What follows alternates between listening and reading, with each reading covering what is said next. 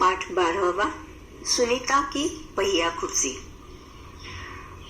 यह पाठ ऐसी बच्ची का है जिसको जन्म से लेकर चलने में दिक्कत होती थी और उसको पहिया कुर्सी के सहारे ही अलग अलग जगहों पर जाना होता था। वह पूर्ण रूप से स्वावलंबी थी। वह समझदार थी, होशियार थी, बाकी बच्चों जैसी ही थी। वह बिल्कुल नहीं चाहती थी कि उसे दूसरे बच्चों से अलग समझा जाए। तो एक दिन ऐसी कौन सी बात हुई, कैसे उसने अपने दोस्त बनाए, ये हम इस पाठ के द्वारा देखते हैं। सुनीता सुबह 7 बजे सोकर उठी। कुछ देर तो वह अपने बिस्तर पर ही बैठी रही। वह सोच रही थी कि आज उसे क्या क्या काम करने हैं। उसे याद आया कि आज तो बाजार जाना है। सोचते ही उसकी आंखों में चमक आ गई। सुनीता आज पहली बार अकेले बाजार जाने वाली थी। सुनीता एक ऐसी लड़की थी जो पहिया कुर्सी पर सवार होकर ही अलग अलग जगह पर जाती थी। घर के बाहर निकलना उसके लिए इतना आसान नहीं था। कुर्सी के बिना तो उसका चलना बहुत ही मुश्किल था, पर वो किसी भी तरह से किसी पर बोझ बनना नहीं चाहती थी। जैसे ही सुबह उठी उसे याद आया कि आज तो उसे क्या क्या काम करना है। हाँ, माँ ने बताया था कि आज उसे बाजार जाना है। तो बाजार जाने की बात सोचकर उसकी आंखों में चमक आ गई। उसे अच्छा लगा क्योंकि बाजार में कई तरह की अलग अलग चीजें उसे देखने को मिलती थी। और खास बात तो यह थी कि आज पहली बार वह अकेली बाजार जाने वाली थी। उसने अपनी टांगों को हाथ से पकड़कर खींचा और उन्हें पलंग से नीचे की ओर लटकाया। फिर पलंग का सहारा लेती हुई अपनी पहिया कुर्सी तक बढ़ी। इस तरह से बिस्तर से उठकर उसने अपना पहिया कुर्सी को पास में लेकर उस पर स्थान ग्रहण किया। सुनीता चलने फिरने के लिए पहिया कुर्सी की मदद लेती है। आज वह सभी काम फुर्ती से निपटाना चाहती थी, फुर्ती से, तेजी से। वह अकेली थी, सिर्फ चलना फिरना नहीं जानती थी। मतलब जानती थी लेकिन नहीं चल सकती थी। उसके पैरों में कोई कमी थी। हालांकि कपड़े बदलना, जूते पहनना आदि उसके लिए कठिन काम है, लेकिन उसने कभी किसी का सहारा नहीं लिया। जब से थोड़ी बड़ी हो गई, अपने कपड़े खुद पहनना, जूते खुद पहनना उसने सीख लिया था। हर एक काम के लिए माँ की मदद लेना उसे बिल्कुल भी पसंद नहीं था, पर अपने रोजाना के काम के लिए उसने स्वयं ही कई तरीके ढूंढ निकाले हैं। 8 बजे तक सुनीता नहा धोकर तैयार हो गई। माँ ने मेज पर नाश्ता लगा दिया था। उसको आज बाहर जाना था, उसके पहले उसने नाश्ता करना सोचा। अब उसे नाश्ते में अचार की बोतल चाहिए थी। माँ, अचार की बोतल पकड़ाना, सुनीता ने कहा। अब उसकी माँ भी जानती है कि सुनीता पहिया कुर्सी पर ही सवार होकर अलग अलग जगह जा सकती है, पर उसने फिर भी अपनी बेटी को पूरी तरह से स्वावलंबी बनाने की ठानी है। इसलिए उसने क्या कहा, अलमारी में रखी है, ले लो। माँ ने रसोई घर से जवाब दिया। सुनीता खुद जाकर अचार ले आई। नाश्ता करते करते उसने पूछा, माँ बाजार से क्या क्या लाना है? 1 किलो चीनी लानी है। चीनी यानी शक्कर। पर क्या तुम अकेले संभाल लोगी? मतलब 1 किलो चीनी लाना क्या तुम्हारे लिए संभव है? पक्का। उसे अपने पर पूरा भरोसा था। सुनीता ने मुस्कुराते हुए कहा। सुनीता ने माँ से झोला और रुपए लिए। अपनी पहिया कुर्सी पर बैठकर वह बाजार की ओर चल दी। सुनीता को सड़क की जिंदगी देखने में मजा आता है। चूंकि आज छुट्टी है, इसलिए हर जगह बच्चे खेलते हुए दिखाई दे रहे हैं। सुनीता थोड़ी देर रुककर उन्हें रस्सी कूदते, गेंद खेलते देखती रही। वह थोड़ी उदास हो गई। वह भी उन बच्चों के साथ खेलना चाहती थी। खेल के मैदान में उसे एक लड़की दिखी जिसकी माँ उसे वापस लेने के लिए आई थी। दोनों एक दूसरे को टुकुर टुकुर देखने लगे। सुनीता बाजार के लिए निकली। आज छुट्टी का दिन था तो बच्चे खेलते हैं, पढ़ाई का माहौल नहीं होता। एक दिन की छुट्टी बच्चे एंजॉय करते हैं, उन्हें मजा आता है खेलने में। और बच्चे खेल रहे थे, लड़के लड़कियां, कोई रस्सी कूद रहा था, कोई गेंद से खेल रहे थे। सुनीता को थोड़ा उदास लगा क्योंकि वह भी उन लोगों के साथ, बच्चों के साथ खेलना चाहती थी। वह अपने आप को उन बच्चों से अलग नहीं समझती थी किसी भी मुकाबले में, पर नहीं खेल सकती थी। खेल के मैदान में उसे एक लड़की दिखी और उस लड़की को उसकी माँ लेने आई थी और वो उसे टुकुर टुकुर देख रही थी। फिर दूसरे एक लड़के को उसने देखा। फिर सुनीता को एक लड़का दिखा। उस बच्चे को, उस लड़के को बहुत सारे बच्चे छोटू छोटू बुलाकर चिढ़ा रहे थे। इस तरह किसी की शारीरिक कमियों को लेकर चिढ़ाना गलत बात है। तो वो कद से छोटा था, नाटा था, इसलिए सब उसे छोटू छोटू कह रहे थे। उस लड़के का कद बाकी बच्चों से बहुत छोटा था। सुनीता को यह सब बिल्कुल अच्छा नहीं लगा। इस तरह कोई किसी को चिढ़ाए कद की वजह से या शारीरिक व्यंग की वजह से, तो उसे बिल्कुल पसंद नहीं था। रास्ते में कई लोग सुनीता को देखकर मुस्कुराए, जबकि वह उन्हें जानती तक नहीं थी। पहले तो वह मन ही मन खुश हुई, परंतु फिर से सोचने लगी, ये सब मेरी तरफ भला इस तरह क्यों देख रहे हैं। उन्हें अजीब लग रहा था कि ये अकेली लड़की पहिया कुर्सी पर बैठे कहीं जा रही है। छोटी थी वो, बहुत बड़ी भी नहीं थी। खेल के मैदान वाली छोटी लड़की सुनीता को दोबारा कपड़ों की दुकान के सामने मिली। उसकी माँ कुछ कपड़े देख रही थी। तुम्हारे पास ये अजीब सी चीज क्या है? उस लड़की ने सुनीता से पूछा। उस छोटी लड़की ने पहिया कुर्सी को पहली बार देखा था, तो वो जानना चाहती थी उस कुर्सी के बारे में। इसीलिए उस लड़की ने सुनीता से पूछा कि ये जो अजीब सी चीज है वो क्या है? यह तो बस एक, सुनीता जवाब देने लगी, परंतु उस लड़की की माँ ने गुस्से में आकर लड़की को सुनीता से दूर हटा दिया। इस तरह का सवाल नहीं पूछना चाहिए फरीदा, अच्छा नहीं लगता, माँ ने कहा। मैं दूसरे बच्चों से अलग नहीं हूँ। अगर वो पूछती, वो लड़की छोटी थी, फरीदा छोटी थी, अगर वो पूछती तो सुनीता उसका जवाब देती, वो उसका बुरा नहीं मानती। पर बड़े लोगों को इस तरह किसी की कमियों को सबके सामने पूछना अच्छा नहीं लगता। इसलिए माँ ने सोचा कि अगर वह फरीदा को इस तरह पूछते देखेगी तो वह ठीक नहीं होगा। इसलिए उन्हें माँ ने फरीदा को टोका और कहा कि इस तरह का सवाल नहीं पूछना चाहिए। उसे फरीदा की माँ का व्यवहार समझ में नहीं आया। सुनीता ने दुखी होकर कहा। अंत में सुनीता बाजार पहुंच गई। दुकान में घुसने के लिए उसे सीढ़ियों पर चढ़ना था, जबकि हम लोग जानते हैं कि पहियों की कुर्सी लेकर सीढ़ियों पर चढ़ना मुमकिन नहीं होता। उसके लिए एक स्लोप होना चाहिए, रैंप होना चाहिए। उसके लिए यह कर पाना मुश्किल था। आसपास के सब लोग जल्दी में थे, किसी ने उसकी तरफ ध्यान नहीं दिया। अचानक जिस लड़के को छोटू कहकर चिढ़ाया जा रहा था, वह उसके सामने आकर खड़ा हो गया। मैं अमित हूँ, उसने अपना परिचय दिया। क्या मैं तुम्हारी कुछ मदद करूं? तो अमित ने सुनीता की मदद करनी चाहिए। उसने सुनीता को देखा था और जैसे कि वो चाहता था कि सुनीता दुकान में जाए, लेकिन सुनीता का दुकान में जाना संभव नहीं था। पहिया कुर्सी ऊपर सीढ़ियों पर नहीं चढ़ सकती थी। इसलिए अमित ने कहा कि क्या मैं तुम्हारी मदद करूं?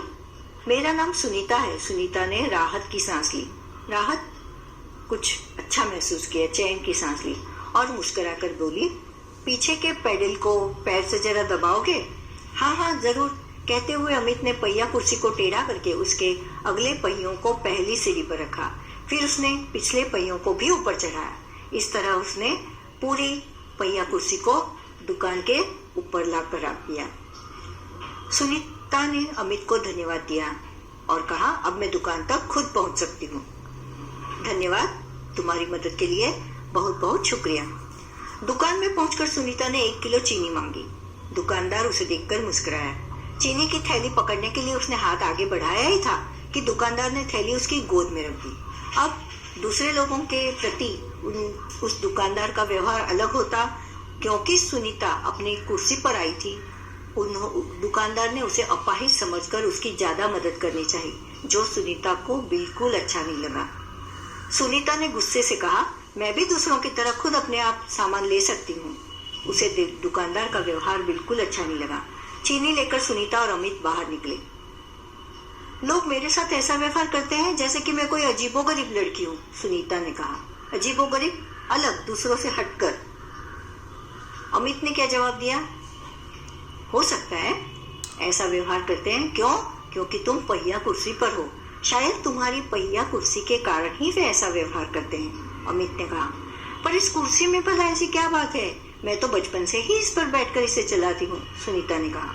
पर बाकी के लोगों के पास ऐसी कुर्सी नहीं होती। वे पैदल चल के आते हैं, अपने दोनों हाथों से काम करते हैं। पर सुनीता पैदल नहीं चल सकती थी, वो उठकर खड़ी नहीं हो सकती थी। इसीलिए जन्म से लेकर थोड़ी दिनों के बाद जब से चलना सीखा तो वो पहिया कुर्सी के सहारे ही चलती गई। अमित ने पूछा, पर तुम इस पर क्यों बैठती हो?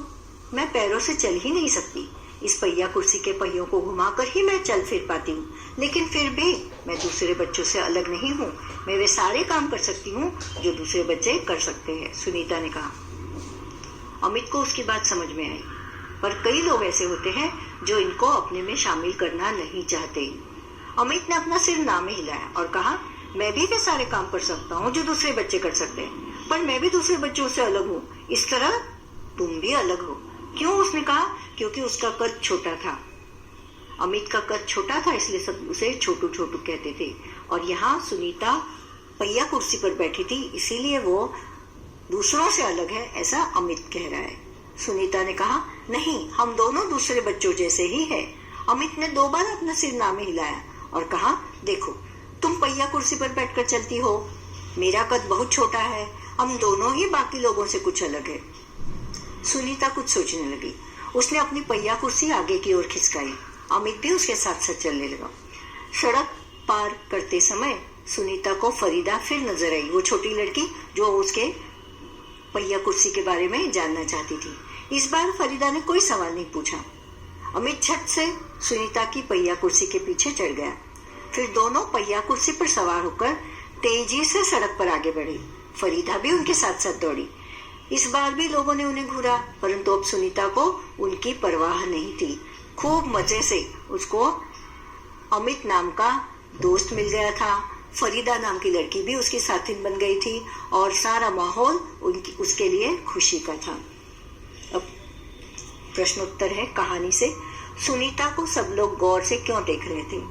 सुनीता अपनी पहिया कुर्सी पर बैठकर अकेले सड़क पर जा रही थी, इसीलिए सभी लोग उसे गौर से देख रहे थे। सुनीता को दुकानदार का व्यवहार क्यों बुरा लगा? सुनीता बाकी बच्चों जैसी ही थी, वह अपने आप को स्वावलंबी ही मानती थी। दुकानदार ने चीनी की थैली सुनीता की गोद में लाकर रख दी, इसीलिए उसे दुकानदार का व्यवहार बुरा लगा। मजेदार। सुनीता को सड़क की जिंदगी देखने में मजा आता है। तुम्हारे विचार से सुनीता को सड़क देखना अच्छा क्यों लगता होगा? सुनीता चल नहीं पाती थी। अपनी पहिया कुर्सी पर बैठकर बाहर जाने उसे अच्छा लगता था। उस बहाने वे बाकी के बच्चे, लोगों को, गाड़ियों का आनंद उठा सकती थी। तुम्हें क्या क्या चीजें नजर आती है? अपने घर के आसपास की सड़क को ध्यान से देखो और बताओ, लोग क्या क्या करते हुए नजर आते हैं। मेरे घर के आसपास चौराहा है, वहाँ दिन रात गाड़ियां दौड़ती है, लोगों की आवाजाही लगी रहती है। शोरगुल, दुकान, ठेले आदि की चमक धमक मुझे अच्छी लगती है। कोई बच्चों के साथ घूमने निकलता है तो कोई खरीदारी करने, कोई साइकिल पर चक्कर लगाता है तो कोई बस में। पार्क में बच्चे अलग अलग कसरत करने आते हैं, करते नजर आते हैं। पानी पूरी, सैंडविच, भेलपूरी वालों के खोमचे देखकर मेरे भी मुंह में पानी भर आता है। फरीदा की माँ ने कहा, इस तरह के सवाल नहीं पूछने चाहिए। फरीदा पहिया कुर्सी के बारे में जानना चाहती थी, पर उसकी माँ ने उसे रोक दिया। माँ ने फरीदा को क्यों रोक दिया होगा?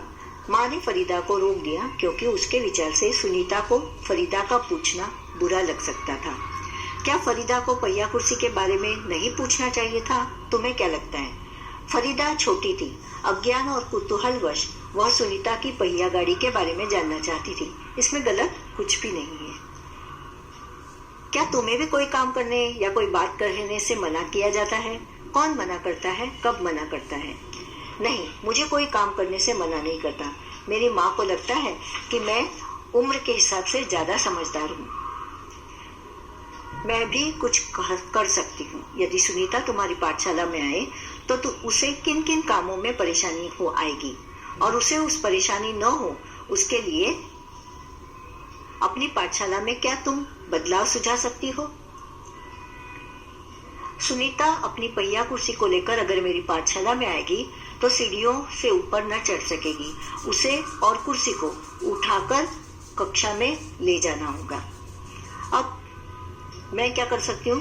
पहिया कुर्सी को आसानी से आने जाने के लिए एक ढलान बनानी होगी, जिससे कुर्सी पर बैठे बैठे ही वह पाठशाला में प्रवेश कर सकेगी।